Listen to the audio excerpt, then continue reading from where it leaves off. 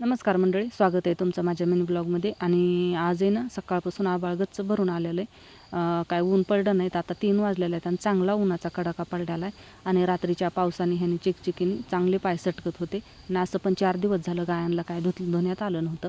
खालचा कोबा पण घाण झालेला होता, तर धुवून काढावं. 3 वाजलेले आता वेळ होता तसा, पण तर धुवून काढावं म्हणलं. ऊन पण पडलेलं आहे. आणि ज्या नवीन गायी आणलेल्या होत्या ना आता बापाने वेलेल्या आहेत त्यातल्या एक गाईला थोडीशी ताप आहे. तर तिला नाही धुवायचं आपल्याला त्याच्यामुळेच थोडंसं थांबले होते, कारण डॉक्टर येणार आहेत एकदा ताप चेक करायची. तसं कालचा तिचा उपचार झालेला आहे. काल खात नव्हती, आज चांगली ठीक आहे, पण तरी पण एकदा ताप चेक करून घ्यायची आपल्याला. तर ह्यामधल्या 2 गायी आहेत ना, सगळ्या गायांना धुवायला तेवढा टाईम जातो आणि त्या 2 गायांना तेवढा धुवायला टाईम जातो. शेण मागं वडा काहीही करा, त्या मागं सरकून शेणावर बसणार म्हणजे बसणारच, त्यांची खोडच आहे तशी. तर माशांसाठी आज थोडंसं एक लिक्विड औषध आहे, ते टाकलं होतं पोल्ट्रीतलं. कुठलंही ते माहीत नाही, पण टाकलेलं होतं, तर माशाचं प्रमाण कमी झालं. व्हिडिओ आवडला तर व्हिडिओला लाईक करा आणि चॅनलला सबस्क्राईब करा.